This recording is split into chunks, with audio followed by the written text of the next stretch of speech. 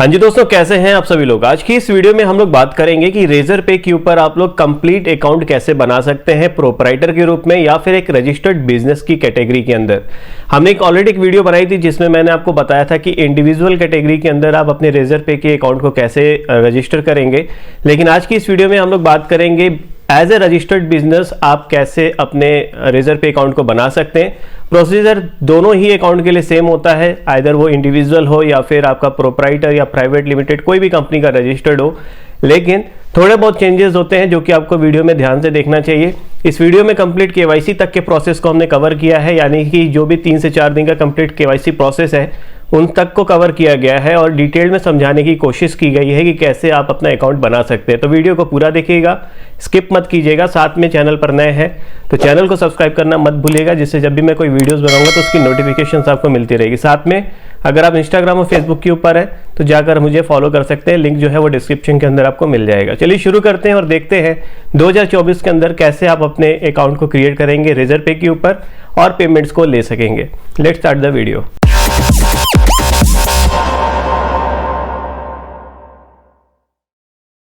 हाँ जी दोस्तों, हम लोग आ चुके हैं हमारे डैशबोर्ड के ऊपर और देख सकते हैं ब्राउजर में ऑलरेडी हमने रेजर पे को ओपन कर रखा है। आज की इस वीडियो में हम लोग बात करेंगे कंप्लीट डिटेल प्रोसीजर के बारे में कि कैसे आप लोग रेजर पे के ऊपर अपने अकाउंट को क्रिएट कर सकते हैं, क्या क्या स्टेप्स होती हैं। हम फाइनल रजिस्ट्रेशन प्रोसेस तक आज आपको लेकर चलेंगे ताकि आपको समझ में आ सके कि रजिस्ट्रेशन एग्जैक्टली करना है कैसे। और फिर भी अगर आप नहीं कर पाते हैं तो आप हमसे कॉन्टैक्ट कर सकते हैं अपने रेजर पे अकाउंट को क्रिएट कराने के लिए। अमाउंट स्मॉल सी अमाउंट पे करके आपका हम रजिस्ट्रेशन प्रोसेस जो है वो कंप्लीट कर सकते हैं। हाँ, इतना ज़रूर याद रखें कि आपकी रजिस्ट्रेशन जो है वो आपके डिटेल्ड डॉक्यूमेंटेशन के ऊपर निर्भर करती है। अगर डॉक्यूमेंटेशन सही है, आपका डॉक्यूमेंट सब कुछ ओके है तो रजिस्ट्रेशन होने से कोई नहीं रोक सकता, और अगर डॉक्यूमेंटेशन में कुछ गड़बड़ी है तो रजिस्ट्रेशन नहीं हो पाता है। तो कांटेक्ट तभी करिएगा जब आपका डॉक्यूमेंट्स जो है वो बिल्कुल परफेक्ट होगा, यानी कि आधार और पैन कार्ड आपका बिल्कुल आपके ही नाम पे होगा, किसी और का नहीं होगा। ठीक है, सबसे पहले razorpay.com पे आपको आ जाना है। प्राइसिंग स्ट्रक्चर आपको ऑलरेडी पता होगा। 2% की फ्लैट फीस लेता है रेजर पे और ये 2% जो डिडक्ट होता है अमाउंट उसका 18% जीएसटी यहाँ पे कटता है, तो लगभग 2.56% के अप्रॉक्स आपका पर ट्रांजेक्शन जो है वो डिडक्शन यहाँ पे देखने को आपको मिल जाता है। कोई एनुअल फीस नहीं है, कोई मेंटेनेंस फीस नहीं है, कोई सेटअप फीस यहाँ पे रेजर पे कॉस्ट नहीं करता है आपसे। साथ में हम और भी बात कर ले तो इंटरनेशनल पेमेंट के लिए आपको 3% की जो पेमेंट है वो यहाँ पे आपको देनी पड़ती है। सबसे पहले हम साइन अप प्रोसेस पे चलते हैं और साइन अप के ऊपर क्लिक कर लेते हैं। जैसे ही आप साइन अप के ऊपर क्लिक करेंगे यहाँ पे आपसे वो मोबाइल नंबर मांगेगा, आपको मोबाइल नंबर अपना एंटर कर देना है। जैसे ही आप अपने ओटीपी को यहाँ पे एंटर कर देते हैं उसके बाद आपका नेक्स्ट स्टेप जो है वो नेक्स्ट प्रोसीजर जो है साइन अप प्रोसेस का वो ओपन हो जाता है।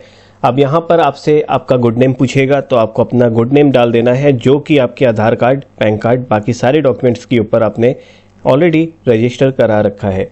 याद रखें यहाँ पे किसी और का नेम आपको नहीं डालना है, तो अपना ही नेम यहाँ पे आप इंटर कीजिएगा। जैसे ही हम अपना नेम इंटर कर लेते हैं उसके बाद हम कंटिन्यू प्रोसेस के ऊपर हम क्लिक कर देंगे। देन ये आपसे पूछेगा कि आपको जो ये पेमेंट गेटवे है वो कहाँ कहाँ यूज करना है। जैसे कि आपको अपने वेबसाइट के ऊपर यूज करना है, एंड्रॉयड एप्लीकेशन के अंदर यूज करना है, सोशल मीडिया लिंक्स पे यूज करना है, व्हाट्सएप पे यूज करना है, उसके बाद आप इन पर्सन और स्टोर पे यूज़ करना चाहते हैं। आप यहाँ पे लिखने भी आप ऑप्शंस देखते हैं, लगभग सबको आप क्लिक कर लीजिएगा। देन कंटिन्यू के ऊपर आप क्लिक कर दीजिएगा। अभी आप ऊपर देख सकते हैं यहाँ पे ग्रीन होता चला जाएगा जैसे जैसे आप अपने प्रोसीजर्स को कंप्लीट करते जाएंगे। देन आपसे आपके यहाँ पे वेबसाइट का यूआरएल मांगेगा, अगर है तो इंस्टेंटली दे दीजिएगा और अगर नहीं है तो ऐड लेटर के ऊपर आप यहाँ पे क्लिक कर सकते हैं। तो मैं यहाँ पे वेबसाइट का यूआरएल दे देता हूँ और कंटिन्यू के ऊपर क्लिक कर देता हूँ। अब यहाँ पे आपसे आपके एंड्रॉयड ऐप का लिंक मांगेगा, अगर है तो अभी दे दीजिए, नहीं तो आप बाद में यहाँ पे ऐड लेटर के ऊपर क्लिक कर दीजिएगा और बाद में आप इसको यहाँ पे प्रोवाइड कर दीजिएगा। अब सबसे जो मेन आपका प्रोसीजर आ जाता है वो होता है बिजनेस टाइप। अगर आप रजिस्टर्ड यूजर हैं तो रजिस्टर्ड बिजनेस वाले कैटेगरी में आप कोई भी ऑप्शन यहाँ पे चूज कर सकते हैं, और अगर आप एक टीचर हैं या फिर नॉर्मल आप शॉप पे ओपन करना चाह रहे हैं या फिर आप इंडिविजुअल हैं जिनके पास कोई भी रजिस्ट्रेशन सर्टिफिकेट नहीं है और वो सिर्फ नेशनल पेमेंट लेना चाहता है तो वो इंडिविजुअल के ऊपर चूज कर सकता है। नहीं तो अगर आप एमएसएमई में आते हैं, प्रोप्राइटर हैं, तो प्रोप्राइटर को चूज कर लेते हैं। आज वाली कैटेगरी में मैं प्रोप्राइटर को चूज करूंगा एंड कंटिन्यू के ऊपर क्लिक कर दूंगा। देन यहाँ पे यूजर का पैन कार्ड मांगेगा। अब हमें यहाँ पे पैन कार्ड को इंटर करना है। अब आपको आपका नेम जो यहाँ पे कंफर्म करने के लिए बोलेगा, तो हमें नेम को कंफर्म करके यस कंफर्म के ऊपर हमें क्लिक कर देना है। अगले पेज में आपसे registered name of the business पूछेगा, जो कि आपके एमएसएमई सर्टिफिकेट के ऊपर आपने प्रिंट कराया होगा, यानी कि जो भी आपने एमएसएमई सर्टिफिकेट बनाया है उसमें जो भी नाम लिखा होगा आपने, आपके फर्म का नेम, वो आपको यहाँ पर एंटर कर देना है। देन आपसे ब्रांड नेम पूछेगा, ब्रांड नेम को भी आप लिख कर कंटिन्यू के ऊपर क्लिक कर सकते हैं। अब यहाँ पे आपसे कैटेगरी पूछेगा कि कौन सी कैटेगरी के अंदर आप अपना करवाना चाहते हैं रजिस्ट्रेशन। तो जैसे आज की जो हमारी कैटेगरी है वो आपकी ई कॉमर्स में आ सकती है, हम ई कॉमर्स के ऊपर क्लिक कर लेंगे।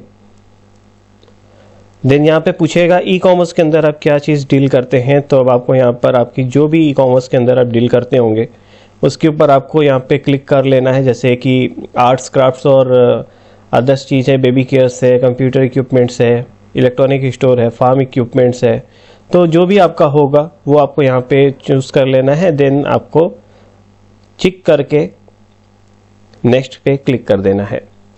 उसके बाद डिलीवरी टाइम आपसे पूछेगा, एवरेज डिलीवरी टाइम क्या है, तो आपको यहाँ पे जो भी आपका डिलीवरी टाइम हो वो आप यहाँ पे चूज़ कर सकते हैं।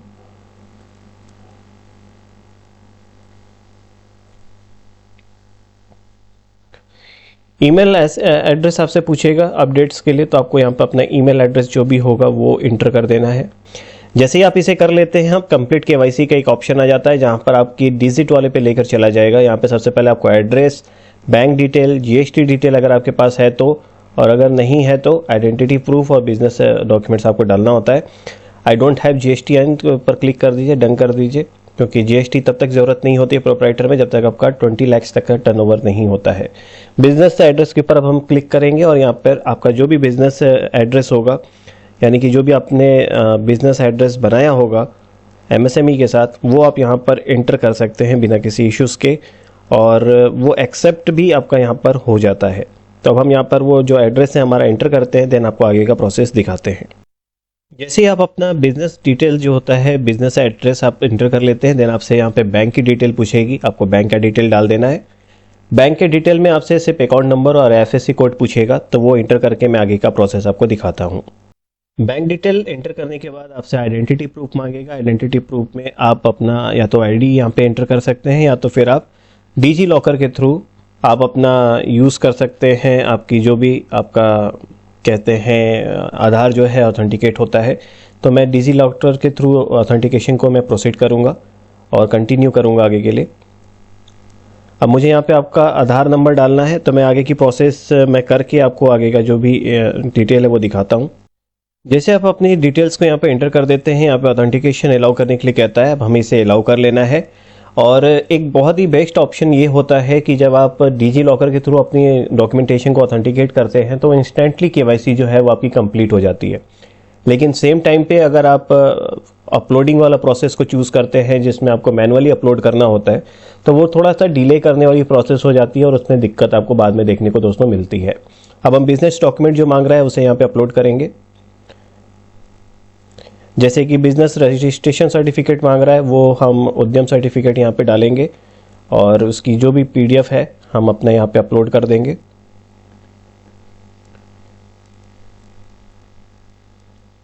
उसके बाद हमारा जो पर्सनल पैन है वो इंटर करना है, तो मैं अपलोड करके आपको आगे का प्रोसेस दिखाता हूँ। हमने हमारा जो पैन कार्ड था और उद्यम सर्टिफिकेट था वो हमने यहाँ पे अपलोड कर दिया। देन कंटिन्यू के ऊपर क्लिक कर देंगे। अब देख सकते हैं कि जितने भी ऑप्शंस थे हमारे 6 में से 6 सब पे टिक, आपको ग्रीन टिक देखने को मिल जाएगा।